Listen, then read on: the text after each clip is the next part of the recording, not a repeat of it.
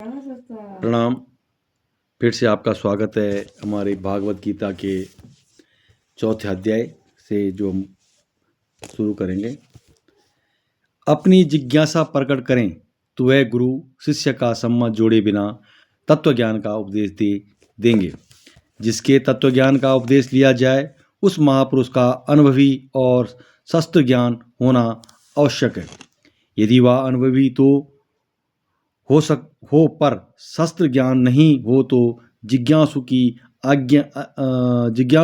अनेक शंकाओं का सुमोचित समाधान नहीं कर पाएगा। यदि वह शस्त्र ज्ञान हो पर अनुभवी नहीं हो तो उसके वचन वैसे ठोस एवं प्रभावशाली नहीं होंगे जिनसे जिज्ञासु को बोध हो जाए। अनुभवी और शस्त्र ज्ञान इन दोनों में भी महापुरुष का अनुभवी होना मुख्य है। अनुभवी महापुरुष के हृदय में शास्त्र स्वतः प्रकट होते हैं। अनुभवी संतों की वाणी से ही शास्त्र बनाते हैं। उनकी वाणी स्वतः शास्त्र के अनुकूल होती है। जिस तत्व ज्ञान का अनुभव करने के बाद तू फिर इस प्रकार मोह को नहीं प्राप्त होगा। और हे अर्जुन, जिस तत्व ज्ञान से तू संपूर्ण प्राणियों को निःशेष भाव से पहले अपने में और उसके बाद मुझ सच्चिदानंद परमात्मा में देखेगा, तत्वज्ञान होने पर फिर मोह नहीं होता, क्योंकि वास्तव में मोह की सत्ता है ही नहीं। इसलिए तत्वज्ञान एक ही बार होता है और सदा के लिए होता है। जैसे पृथ्वी पर दिन के बाद रात होती है, रात के बाद दिन होता है, परंतु सूर्य में रात आती ही नहीं। वह नित्य निरंतर दिन से भी विलक्षण प्रकाश रहता है। ऐसे ही तत्वज्ञान स्वरूप सूर्य में मोह रूप अंधकार का प्रवेश कभी हुआ ही नहीं होगा ही नहीं हो सकता ही नहीं। मोह की सत्ता जीव की दृष्टि में है। परमात्मा के अंतर्गत तो जीव और जीव के अंतर्गत जगत। इसलिए साधक पहले जगत को अपने में देखता है, फिर अपने को परमात्मा में देखता है। जगत को अपने में देखने से अहम की सूक्ष्म सत्ता रहती है। यह सूक्ष्म अहम जन्म मरण देने वाला तो नहीं होता, पर दार्शनिक मतभेद करने वाला होता है। अपने को परमात्मा में देखने से अहम का सर्वथा नाश हो जाता है और एक चिन्मय सत्ता मात्र के सिवाय कुछ नहीं रहता। अगर तू सब पापियों से भी अधिक पापी है तो भी तू ज्ञान रूपी नौका के द्वारा निसंदेह संपूर्ण पाप समुद्र से अच्छी तरह से तर जाएगा। संसार मात्र में जितने पापी हैं उन सभी पापियों में भी जो सबसे अधिक पापी है, ऐसे महापापियों को भी ज्ञान प्राप्त हो सकता है। इसलिए किसी भी मनुष्य अपने कल्याण के विषय में निराश नहीं होना चाहिए। मनुष्य मात्र ज्ञान प्राप्ति का अधिकारी है। ज्ञान की प्राप्ति पाप बाधक नहीं है, परंतु नाशवान की कामना बाधक है। दो विभाग हैं, जड़ और चेतना। ये दोनों विभाग अंधकार और प्रकाश की तरह परस्पर स्वार्थ समृद्ध हैं। संपूर्ण क्रियाएं जड़ विभाग में ही होती हैं। चेतना विभाग में कभी की चिंत मात्र भी कोई क्रिया नहीं होती। संपूर्ण पाप जड़ विभाग में ही, चेतना विभाग में नहीं। जड़ और चेतना के विभाग को अलग अलग जानना ही ज्ञान है। हाँ, इस ज्ञान रूपी अग्नि से संपूर्ण पाप सर्वथा नष्ट हो जाता है। हे अर्जुन, जैसे प्रज्वलित अग्नि ईंधनों को सर्वथा भस्म कर देती है, ऐसे ही ज्ञान रूपी अग्नि संपूर्ण कर्मों को सर्वथा भस्म कर देती है। इस मनुष्य काल में ज्ञान के समान पवित्र करने वाला निसंदेह दूसरा कोई साधन नहीं है। जिसका लोक भलीभांति सिद्ध हो गया है वह कर्मयोगी उस तत्व ज्ञान को अवश्य ही स्वयं अपनी आप में पा लेता है। जिस तत्व ज्ञान को पाने के लिए कर्मों का त्याग करके अनुभवी और शास्त्र ज्ञान महापुरुषों के शरण में जाना पड़ता है, वही तत्व ज्ञान कर्मयोगियों को सब कर्म करते हुए अपने आप में ही प्राप्त हो जाता है। तत्व ज्ञान के लिए उसे कहीं जाना नहीं पड़ता, कोई दूसरा साधन नहीं करना पड़ता। जो जितेंद्रिय तथा साधन प्राणायाम है, ऐसे श्रद्धावान मनुष्य ज्ञान को प्राप्त होता है और ज्ञान को प्राप्त होकर वह तत्काल परम शांति को प्राप्त हो जाता है। जिसकी इंद्रियां बस में होती हैं वही साधन परायण होता है। जो साधन परायण होता है वही पूर्ण श्रद्धावान होता है। ऐसे पूर्ण श्रद्धावान साधक को ज्ञान की प्राप्ति तत्काल हो जाती है। अतः ज्ञान की प्राप्ति में वक्त पर तथा सिद्धांत पर श्रद्धा विश्वास मुख्य कारण है। विवेकहीन और श्रद्धा रहित संयमात्मा मनुष्य का पतन हो जाता है। ऐसे संयमात्मा मनुष्य के लिए ना तो यह लोक हितकारक है, न ही परलोक हितकारक है, और ना ही सुखी है। विवेक और श्रद्धा की आवश्यकता सभी साधनों में है। संयमात्मा मनुष्य में विवेक और श्रद्धा नहीं होती, अर्थात न तो वह खुद जानता है और ना ही दूसरों की बात मानता है। ऐसे मनुष्य का परमार्थ मार्ग से पतन हो जाता है। उसका यह लोक भी बिगड़ जाता है और परलोक भी।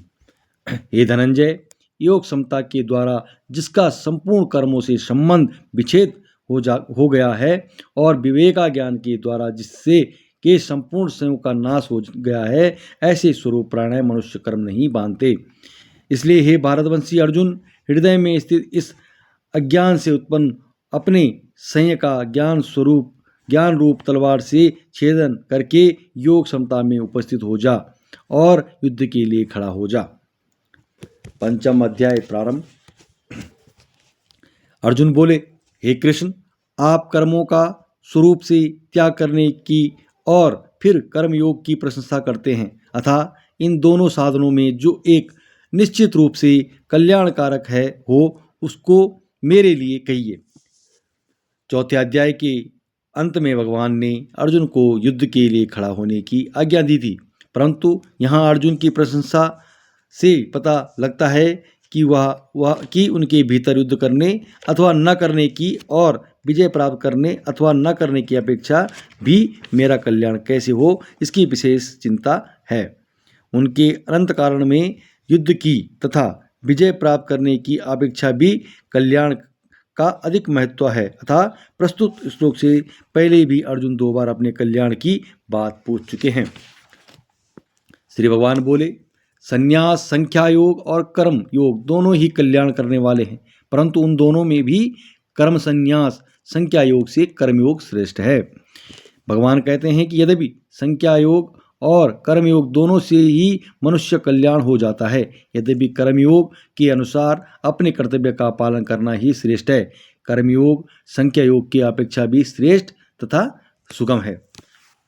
हे महाभावों, जो मनुष्य न किसी से द्वेष करता है और न किसी की आकांक्षा करता है, यह कर्मयोगी सदा सन्यासी समझने योग्य है, क्योंकि द्वंद्व से रहित मनुष्य सर्व सुख पूरक संसार बंधन से मुक्त हो जाता है।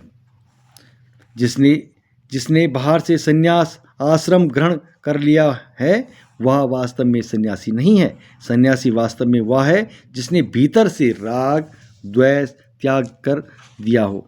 राग द्वेष रहते हुए मनुष्य संसार बंधन से मुक्त नहीं हो सकता, परंतु जिसने राग द्वेष त्याग कर दिया वह संख्या पूर्वक संसार बंधन से मुक्त हो जाता है। जिसके भीतर राग द्वेष नहीं है वह कर्मयोगी शास्त्रविहित संपूर्ण कर्मों को करते हुए भी सदा सन्यासी ही रहता है। उसने अपने कल्याण के लिए 12 से संन्यास आश्रम ग्रहण करने की आवश्यकता नहीं है। ज्ञान योग में अपने स्वरूप को जानने की मुख्यता रहने से ज्ञान योग में उदासीनता रहती है, परंतु कर्मयोग में दूसरे के हित की मुख्यता रहती है। इसलिए अहम वृत्ति का त्याग कर्मयोग में सुगम है, ज्ञान योग में नहीं। बेसमझ लोग संख्या योग और कर्मयोग को अलग अलग फल वाले कहते हैं, ना कि पंडित जन, क्योंकि इन दोनों में से एक साधना में अच्छी तरह से स्थित मनुष्य दोनों फल परमात्मा को प्राप्त कर लेता है। भगवान की मत में ज्ञान योग और कर्मयोग दोनों ही लौकिक साधना है और दोनों का परिणाम भी एक ही है। दोनों ही साधनों की पूर्णता होने पर साधक संसार बंधन से मुक्त होकर आत्मा साक्षात्कार कर लेता है, अतः दोनों ही मोक्ष प्राप्ति के स्वतंत्र साधन हैं। सांख्यिक योगियों के द्वारा जो तत्व प्राप्त किया जाता है, कर्मयोगियों के द्वारा भी वही प्राप्त किया जाता है। अतः जो मनुष्य संख्या योग और कर्मयोग को फलस्वरूप में देखता है वही ठीक देखता है। फल एक होने से ज्ञान योग और कर्मयोग दोनों साधन समकक्ष हैं, परंतु हे महान भावों, कर्मयोग के बिना संख्या योग सिद्ध होना कठिन है। मनशील कर्मयोगी शीघ्र ही ब्रह्मा को प्राप्त हो जाता है। कर्मयोग में साधक सभी कर्म निष्काम भाव से केवल दूसरों के हित के लिए ही करता है, इसलिए उसका राग सुगमता पूर्वक मिट जाता है। कर्मयोग के द्वारा अपना राग मिटाकर संख्या योग का साधन करने से शीघ्र सिद्ध होती है। भगवान भी इसी कारण कर्मयोगी के भावों ज्ञान योग के अंतर्गत दिया गया है, अर्थात इस भाव को ज्ञान योगी के लिए भी आवश्यक बताया गया है। यदि ज्ञान योगी में यह भाव नहीं होगा तो उसमें ज्ञान का अभिमान अधिक होगा। जिसकी इंद्रियां अपने वश में हैं, जिसका अंत कारण निर्मल है, उसका शरीर अपने वश में है, और संपूर्ण प्राणियों की आत्मा की जिसकी आत्मा है, ऐसे कर्मयोगी कर्म करते हुए भी लिप्त नहीं होता। शरीर इंद्रियां और अंत कारण से संबंध विच्छेद हो जाने पर कर्मयोगी को परिमात्र के साथ अपनी एकाग्रता अनुभव हो जाता है। एकादश्यता मिटाने पर जब कर्मयोगी में कर्तव्यपन नहीं रहता, तब उनके द्वारा होने वाले सब कर्म अकर्म हो जाते हैं।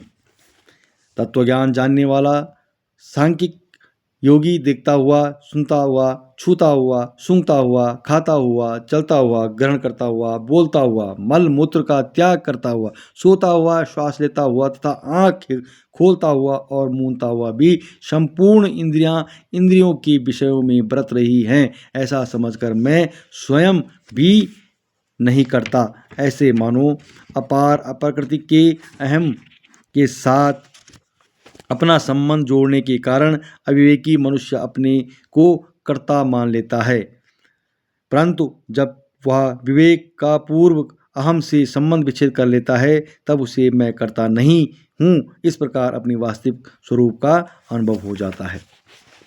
हुआ और ना करवाता हुआ सुखपूर्वक अपने स्वरूप में स्थित रहता है।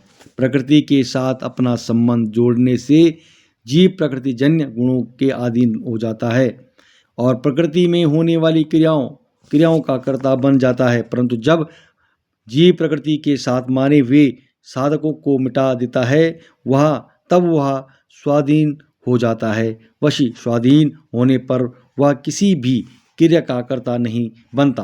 प्रकृति में क्रियता और स्वरूप में अक्रियता स्वयं सिद्ध है। चेतन तत्व स्वरूप न तो कर्म करता है और न ही कर्म करने की प्रेरणा ही करता है। परमेश्वर मनुष्य की न कर्तापन की, न कर्मों की और न कर्म फल की साथ संयोग की रचना करते हैं, किंतु स्वभाव ही बरतता रहता है। स्वरूप की तरह परमात्मा भी किसी को कर्म करने की प्रेरणा नहीं करते। मनुष्य कर्म करने में स्वतंत्र है। कर्तापन कर्म और कर्म फल के साथ संयोग जीवक का काम है, परमात्मा का नहीं। अतः इनका त्याग करने का दायित्व भी जिस पर है। जीव ही अज्ञानवश प्रकृति के साथ संबंध जोड़कर कर्म का कर्ता बनता है और कर्म फल के साथ संबंध जोड़कर सुखी दुखी होता है। सर्वव्यापी परमात्मा न किसी से पाप कर्म को और ना ही शुभ कर्मों को ही ग्रहण करता है, किंतु अज्ञान से ज्ञान ढका हुआ है, उसी से सब जीव मोहित हो रहे हैं। सर्वव्यापी चेतना तत्व किसी के भी पाप कर्म अथवा पुण्य कर्म कर्ता और भोक्ता नहीं बनता, परंतु अज्ञानवश जीव ही कर्ता भोक्ता बन जाता है।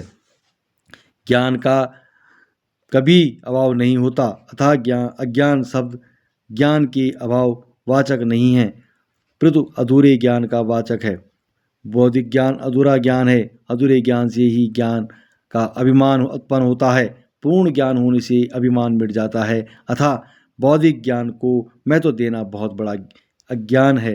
बौद्धिक ज्ञान को महत्व देने से वास्तविक ज्ञान की ओर दृष्टि नहीं जाती। यही अज्ञान के द्वारा इनको ढकना है।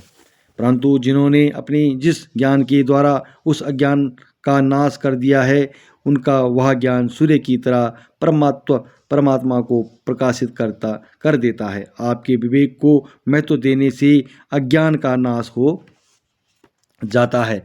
अज्ञान का नाश होने पर वह विवेक ही तत्व ज्ञान में परिणत हो जाता है। अज्ञान का नाश विवेक महत्व देने से होता है, अभ्यास से नहीं। अभ्यास करने से जड़ता के साथ संबंध बना रहता है, क्योंकि जड़ता सारी आदि की सहायता के लिए बिना अभ्यास होता है ही नहीं। तत्व ज्ञान का अनुभव जड़ता के द्वारा नहीं होता, परंतु जड़ता के त्याग से होता है। जिनका मन तदाकार हो रहा है, जिनकी बुद्धि तदाकार हो रही है, जिनकी स्थिति परमात्म तत्व में है, ऐसे परमात्मा प्रणय साधक ज्ञान के द्वारा पाप रहित होकर अनुवृत्ति परम गति को प्राप्त होती है। जहाँ मन बुद्धि लगाते हैं, वहाँ स्वयं भी लग जाता है। यह जीव का स्वभाव है। अतः मन बुद्धि परमात्मा में लगाने पर स्वयं भी परमात्मा में लग जाता है। स्वयं परमात्मा में लगने पर अहम मिट जाता है।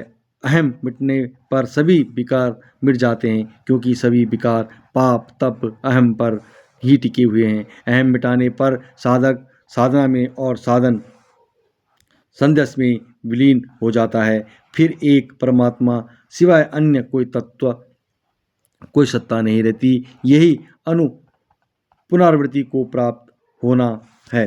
कारण कि जो परमात्मा तत्व सब देश काल आदि में परिपूर्ण है, उसे प्राप्त होने पर पुनरावृत्ति का प्रश्न ही पैदा नहीं होता।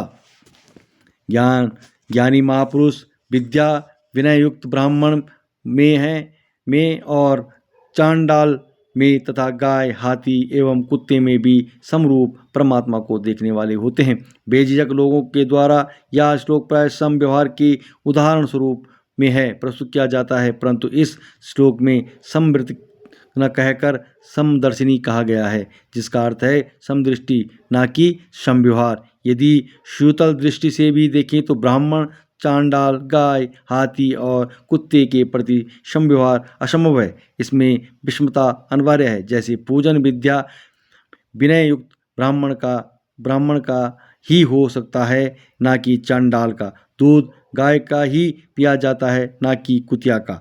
सवारी हाथी पर ही की जा सकती है, ना कि कुत्ते पर। जैसे शरीर के प्रति अंग के व्यवहार में विषमता अनिवार्य है, पर सुख दुख में समानता होती है। अर्थात शरीर के किसी भी अंग का सुख हमारा सुख होता है और दुख हमारा दुख होता है। हमें किसी भी अंग की पीड़ा सहन नहीं होती। ऐसे ही प्राणियों में विषम योग यथा योग व्यवहार करते हुए भी उनके सुख दुख में संभाव होता चाहिए। जिनका अंतःकरण समता में स्थित है, उन्हें इस जीवित अवस्था में ही संपूर्ण संसार को जीत लिया है। अर्थात जीवन मुक्त हो गए हैं, क्योंकि ब्रह्मा निर्दोष और सम है, इसलिए वे ब्रह्मा में ही स्थित हैं। परमात्मा तत्व में स्थित हुए महापुरुषों की पहचान में है बुद्धि में समाता आना, अर्थात बुद्धि में राग द्वेष हर्ष शोक आदि विकार न होना। जिसकी बुद्धि क्षमता में स्थित हो गई है, उसे जीवन मुक्त समझना चाहिए। तो प्रिय को प्राप्त होकर हर्षित न हो और अप्रिय को प्राप्त होकर अविघ्न न हो। वह स्थिर बुद्धि वाला मूढ़ता रहित ज्ञानी तथा ब्रह्म को जानने वाला मनुष्य ब्रह्मा स्थित है। जीवन युक्त महापुरुष प्रियता और अप्रियता ज्ञान तो होता है, पर उसके कहने वाले अतः अंत कारण है में राग द्वेष हर्ष शोक आदि विकार नहीं होते। ज्ञान होना दोषी नहीं है, परंतु विकार होना दोषी है। ब्रह्मा को जानने से अहम व्यक्तित्व मिट जाता है। अहम मिटने से ब्रह्मा जानने वाला नहीं रहता, परंतु एक ब्रह्मा ही ब्रह्म रह जाता है। ब्रह्मा स्पर्श प्रकृत वस्तु मात्र के संबंध में आसक्ति रहित अंतकाल करना वाला साधक अंतकरण में जो स्वामित्व सुख है उसको प्राप्त होता है। फिर वह ब्रह्मा में अभिन्न भाव से स्थित मनुष्य अक्षय सुख का अनुभव करता है। जब सांसारिक प्राणी पदार्थों की शक्ति मिट जाती है, तब साधक को सत्युत्व सुख प्राप्त होता है। जब साधक सत्युत्व सुख को भी भोग नहीं करता और उसमें संतोष नहीं करता तब उसे अखंड सुख का अनुभव होता है। स्वास्थ्यिक सुख तो प्रकृत होने से खंडित होता रहता है, पर अखंड सुख कभी खंडित नहीं होता, प्रत्युत निरंतर एकारस रहता है। यह अखंड सुख मोक्ष सुख है, क्योंकि हे कुंती नंदन, जो ज्ञानेंद्रियों और विषयकों के संयोग से पैदा होने वाले भोग सुख हैं, वे आदि अनंत वाले और दुख के कारण है, अतः विवेकाशील मनुष्य उनमें रमण नहीं करता। संसार के सभी सुख दुख के अपेक्षा से हैं। कोई भी सुख निरंतर नहीं रहता। यदि सांसारिक सुख निरंतर रहता तो वह दुख रूप ही हो जाता। कारण है कि संसार भोग में निरंतर सुख देने की शक्ति ही नहीं, निरंतर सुख देने की शक्ति केवल मोक्ष के अखंड रस में है। संसार प्रत्येक सुख भोग का परिणाम दुख होता है, यह नियम है। संसार सुख मिलने और बिछड़ने वाला है, जबकि स्वयं निरंतर ज्यों का त्यों रहने वाला है। सांसारिक सुख स्वयं साथी नहीं है, इसलिए विवेक साधक सांसारिक भोग की प्राप्ति में सुखी और अप्राप्ति में दुखी नहीं होता। सांसारिक सुख भोग से थकावट आती है और परमार्थिक सुख से विश्राम मिलता है। सांसारिक सुख सापेक्ष और परमार्थिक सुख निरपेक्ष है। जब मनुष्य नींद आती है तब वह बड़े से बड़े सांसारिक सुख भी त्याग करके सो जाता है। सोने से उसकी थकावट मिटती है, विश्राम मिलता है और ताजगी आती है। यदि वह सोए नहीं तो पागल हो जाए। अर्थात तात्पर्य है कि सांसारिक सुख का त्याग किए बिना मनुष्य रह सकता ही नहीं। इस मनुष्य शरीर में जो कोई मनुष्य शरीर छूटने से पहले ही काम क्रोध से उत्पन्न होने वाले वेग को सहन करने में सामर्थ होता है, वह नर योगी है और वह सुखी है। विवेक साधक को चाहिए कि वह काम क्रोधित विकारों को आरंभ में ही सहन कर ले, उनके अनुसार क्रिया न करे। काम क्रोधित वृत्ति उत्पन्न होते ही उसका त्याग कर दे, अन्यथा एक बार काम क्रोधित वेग उत्पन्न होने पर साधक तदनुसार क्रिया करने में बाध्य हो जाता है। काम क्रोधित के वश में न होने वाला साधक ही वास्तव में योगी है। जो योगी होता है वही वास्तव में सुखी होता है। जो मनुष्य केवल परमात्मा में सुख वाला और केवल परमात्मा में रमण करने वाला है तथा जो केवल परमात्मा में ज्ञान वाला है, वह ब्रह्मा में अपनी स्थिति का अनुभव करने वाला ब्रह्म रूप बना हुआ सांख्यिक योगी निर्वाण ब्रह्मा को प्राप्त होता है। जिनका शरीर मन वृद्धि ज्ञानेंद्रियों सहित वश में है, जो संपूर्ण प्राणियों के हित में रत है, जिनके संपूर्ण क्षय मिट गए हैं, जिनके संपूर्ण दोष नष्ट हो गए हैं, वह विवेक साधक निर्वाण ब्रह्मा को प्राप्त होते हैं।